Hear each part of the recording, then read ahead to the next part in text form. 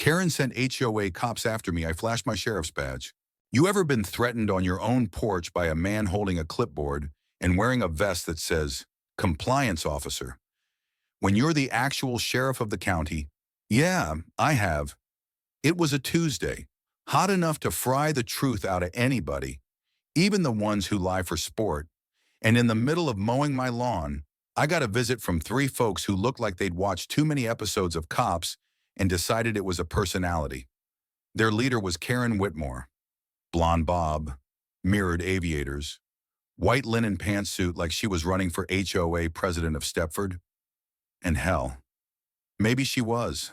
She strutted right up my walkway like she owned it, trailed by two puffed-up officers in black vests with a badge logo that looked like it was printed off Google Images. Sir, you are in violation of Section 14B of Sweetbriar Grove's Community Enhancement Code, she said without so much as a greeting. I blinked. I don't live in Sweetbriar Grove. Karen's eyes narrowed like a snake tasting air. You're inside our protective zone. That includes visual impact zones, noise boundaries, and shared sight lines. I'm also on my own damn land, I said. That's when her goon squad stepped forward. One of them, a guy with a buzz cut and breath that could strip paint, raised his voice. Sir, failure to comply will result in fines, liens, or property seizure under our charter. That's when I pulled out my badge. Sheriff, Charleston County. The clipboard guy took a step back. Karen did not. Oh, please, she sneered. You think flashing some plastic is going to scare me? I looked her dead in the eye. Ma'am, this badge means I am the law here. Karen scoffed. And that's when I knew this wasn't just about grass hide or porch furniture. This was a turf war. Let me back up a second. My name's Cade Dawson, 49, retired Marine. Now the elected sheriff of Charleston County. Been in office 3 years. I moved into my new place out on Redfern Hollow after the divorce quiet road. Lots of land, outside any HOA borders, or so I thought. Turns out Karen and her cronies had formed what they called a Protective Covenant Committee, basically a fake HOA that extended imaginary rules onto adjacent properties. The problem folks believed it, especially newcomers, retirees, single moms, folks who didn't know better. They got scared when the letters came, paid fines when the threats came next, and if they didn't, Karen sent the enforcers, like she sent to me. Only I wasn't just another homeowner. I had access to every zoning map, incorporation file, and recorded HOA document in the county. And that night, I dug deep. Sweetbriar Grove had no legal authority past the old black iron gate. The last recorded charter hadn't been updated in 6 years. And Karen, she wasn't even listed on the board. She was acting solo, but somehow she had uniforms, badges, a website, payment links. She'd turned the HOA into a private racket. I drove over to Sweetbriar Grove the next morning. Didn't wear my uniform. Didn't need it. I just sat at the park where folks usually walked their dogs and made conversation. Within an hour, 4 residents admitted they'd paid Karen money. One said they were charged $200 for a shade variance. Another had a lien filed against them for a noise infraction because their grandson played the drums. None of it was real. Karen was running a shadow HOA, and nobody had stopped her. Yet. But then I heard about Mrs. Jansen, 86, lived on the edge of the neighborhood, got threatened with property seizure because her oxygen unit was unsightly from the curb. She'd been crying on the phone to her daughter in Ohio, afraid to come outside. That's when I snapped and started planning the takedown. By Thursday, I'd assembled a folder, 4 inches thick screenshots, testimonies, videos, everything from fake citations to receipts from Karen's bogus enforcement portal. She had people paying $50 here, $150 there, all through a website tied to a private LLC. You want to know the name Whitmore Community Enhancement Services? Subtle as a boot to the face, Karen had taken Sweetbriar Grove's original HOA charter, which had dissolved due to lack of board participation, and resurrected it like some Frankenstein creature, stitched together with fake bylaws and scare tactics. But the most damning thing, she was targeting people outside the HOA's jurisdiction. People like me. I dropped by Mrs. Jansen's house that evening. She answered the door with trembling hands, still clutching a letter. "Sheriff Dawson," she asked, blinking through thick bifocals. "Am I in trouble?" "No, naughty, ma'am," I said gently. "I'm here because you're not." Her eyes welled up. She'd paid over $900 to Karen in fine adjustments over the past year. She was too scared to ask questions, and when she did, a man in a vest showed up and inspected her gutters. All this because she kept a fold-up lawn chair on the front porch. That's when I knew it wasn't just a scam. It was abuse. Karen wasn't enforcing standards. She was targeting the vulnerable, the elderly, the quiet, the tired, and me. She just picked the wrong damn lawn. That night, I called in two of my deputies, Marcus, who used to work code enforcement, and Tasha, a civil investigator with a photographic memory. We started tracing everything. The uniforms were ordered from a novelty uniform distributor in Florida. The badges laser-etched aluminum with no department number. The citation books self-printed. The HOA Code Compliance Squad not registered anywhere. And the LLC Greg Whitmore, Karen's husband, was the official owner. It was all smoke and mirrors, but dangerous smoke. Because she'd convinced dozens of folks that she held power, and power, even fake power, can ruin lives. By the weekend, I had my warrant request in hand, but I wasn't ready to move, not yet. I needed to let the fire build, so I went public. On Monday morning, I held a press conference right outside Sweetbriar Grove, wearing my uniform. I stood behind a podium, flanked by deputies, and said clearly into every mic, there is no legal HOA enforcement body operating in Redfern Hollow or any land outside Sweetbriar Grove's official charter. Any attempt to issue fines, conduct inspections, or collect payments is fraud, and it stops today. The media had a field day. Trina Holt from Channel 6 ran a special called The Clipboard Tyrant. Neighbors poured into town hall with their stories. Karen, she stayed quiet, but not for long, because the very next morning, I got a knock on my door at 6:12 a.m. 3 fake compliance officers, vest wearing, clipboard carrying, sunglasses at dawn. They came to deliver a final violation notice for, get this, unauthorized lawn equipment and security threat via intimidation. I stepped onto my porch slowly. "Y'all sure you want to do this?" I asked. One guy actually looked nervous. The other two stood firm. I pulled out my phone and hit record. Then I opened my wallet and slowly flashed the badge again. "Sheriff Cade Dawson, Charleston County. You boys are impersonating enforcement officials and trespassing on private property." Silence. Then, the quiet crunch of Karen's heels. She was across the street, arms folded, watching, smirking.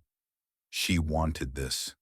She thought I'd back down, that I'd be scared to bring hell to her white fence kingdom.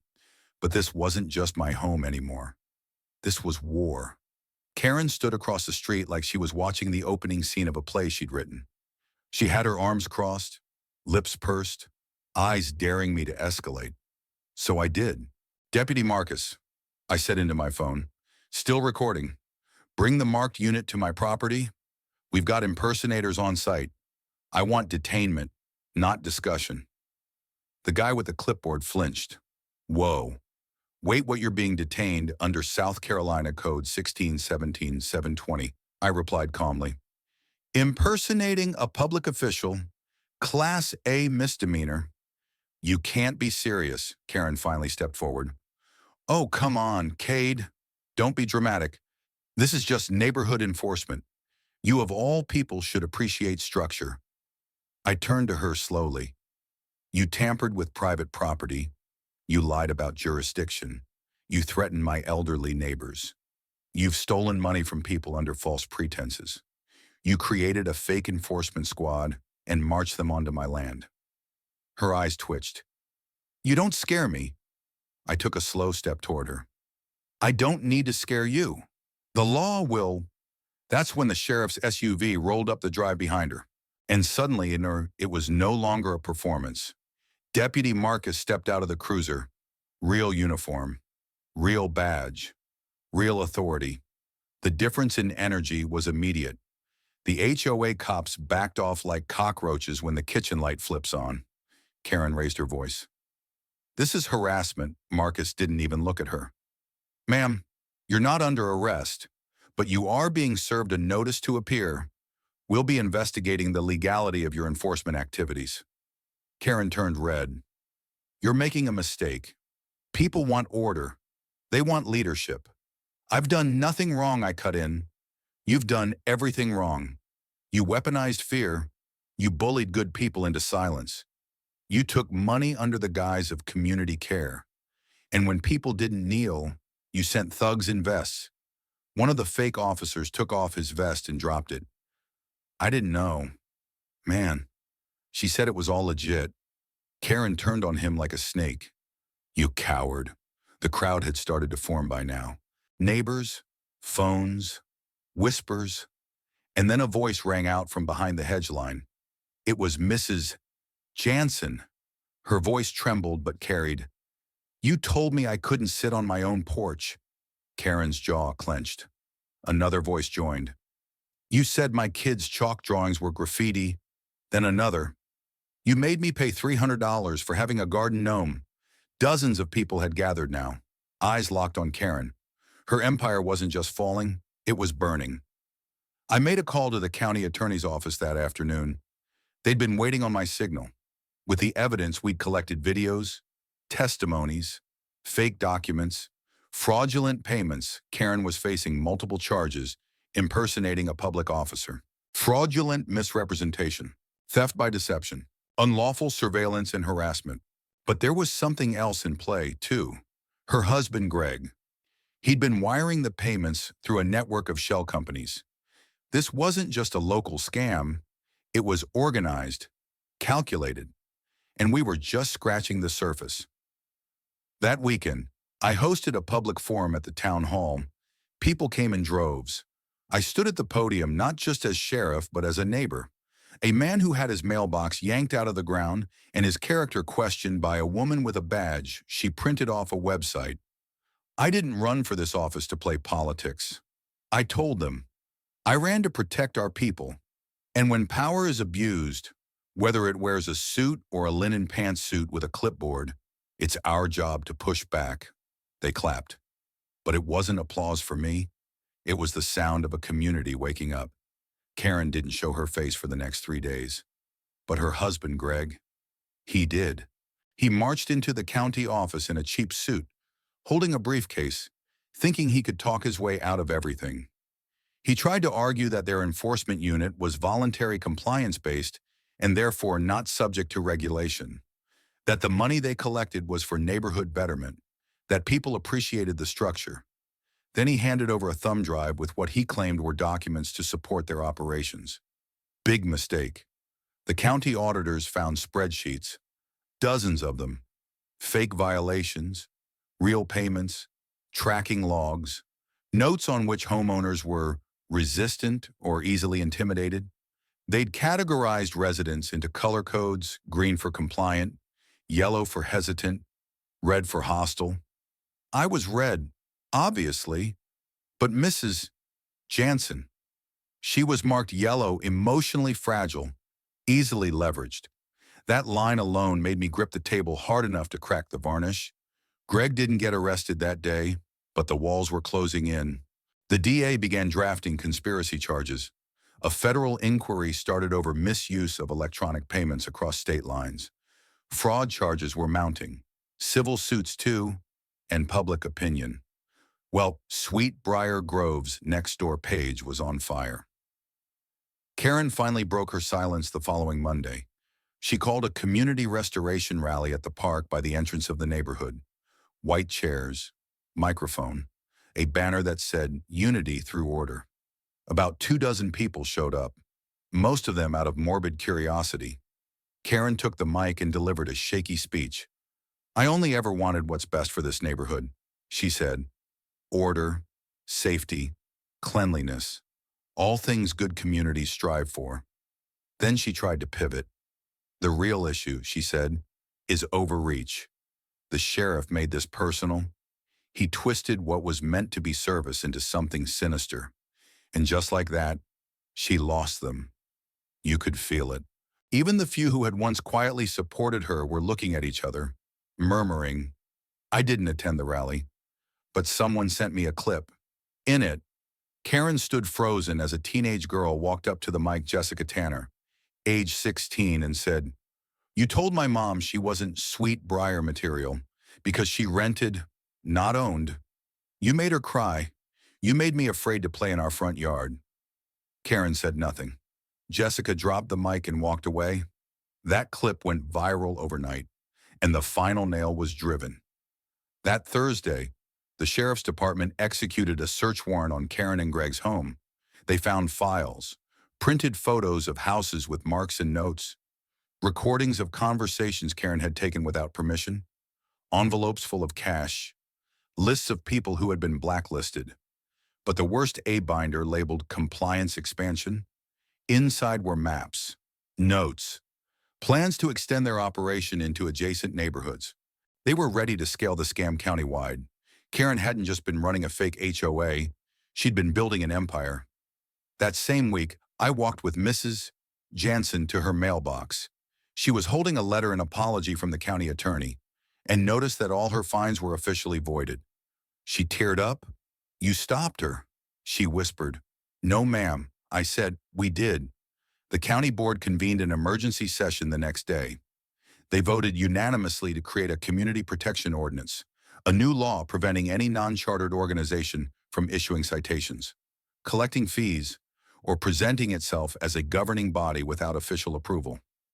Karen's case was the headline that forced real change, but the story wasn't done yet, because fraud is one thing, but fear that leaves a deeper scar. So we didn't stop at legislation. Deputy Tasha and I began hosting monthly Know Your Rights meetings at the community center. We taught folks how to verify real authority, report harassment, and understand their property rights. We partnered with the county to build a real neighborhood support team, not an HOA, but a coalition of neighbors committed to helping, not controlling. And Karen, she was indicted on 6 felony counts, including fraud, criminal conspiracy, impersonation of a public officer, and elder abuse. Greg, too. Their assets were frozen, their home repossessed by the court pending restitution, and the best part, the DA filed a motion to create a victim restitution fund using the proceeds of their property sale and remaining accounts. So the very house Karen ruled from, it would pay back every single person she hurt. Poetic. The night the verdict came in, I sat on my porch with a glass of sweet tea, watching the wind shift through the trees. Karen Whitmore guilty on all counts. Greg Whitmore guilty. Lesser charges. Pled out. Full cooperation. Restitution fund approved. Over $61,000 to be returned to affected homeowners. It didn't bring back all the stolen peace, but it damn sure started the healing. I remember when I first moved out here after the divorce, after the war, after a long stint chasing ghosts in cities that didn't remember my name. I just wanted quiet, not revenge, not conflict, not drama, but sometimes justice knocks before peace does, and when it does, you answer that door. After the trial, something strange happened in Sweetbriar Grove. For the first time in years, folks started leaving their porch lights on again, not just for safety, but as a message. A porch light became a signal. I'm here. I'm watching. I won't be silent anymore. Mrs. Jansen's porch was first, then the Millers. Then Jessica Tanner's mom lit up a whole string of garden lanterns and offered everyone lemonade on the front lawn. We'd gone from prisoners to neighbors again. A few weeks later, I got a letter in the mail, no return address. Inside was a single sheet of paper with 6 words typed neatly in the center. You should have just paid the fine. There was no signature, just spite. But that letter didn't scare me. It reminded me we still had work to do, because people like Karen don't disappear. They just migrate from HOA boards to school committees to town halls, slipping in through cracks we leave unattended. And if we don't watch closely, they start handing out clipboards again. So we kept building. The Redfern Hollow Coalition became a model for other counties. volunteer-based, no dues, no fines, no rules made in the dark, just people looking out for each other. We turned the old HOA office into a community hub after the court liquidated it. Free lawn tools, weekly barbecues, story time for kids, and every time someone tried to bring up rules or restrictions, we reminded them of Karen. A year later, Jessica Tanner stood in front of her high school class and gave a speech titled, "The Tyranny of Grass Heights When Neighbors Become Enforcers." It won her a scholarship. She mailed me a copy. I framed it. Right next to my badge. Call to action. We all know a Karen, maybe not by that name, maybe not with the clipboard, but with the same thirst for control, the same need to dictate who belongs, what's allowed, and how people live on land they paid for. Maybe they're on your HOA board. Maybe they run your building. Maybe they whisper behind fences or send letters with bolded words and hollow threats. But here's the truth. You don't need to be a sheriff to stand up. You just need to say, no, not here, not again. You need to shine a light on your porch, in your neighborhood, and in your voice. So I ask you, have you ever experienced fake authority where you live? Have you seen neighbors abused by power dressed as rules? What would you do if someone like Karen knocked on your door? Share your story. Start a conversation. Because the moment we stop talking about it is when they come back. We don't protect our communities by staying silent. We protect them with truth and porch lights.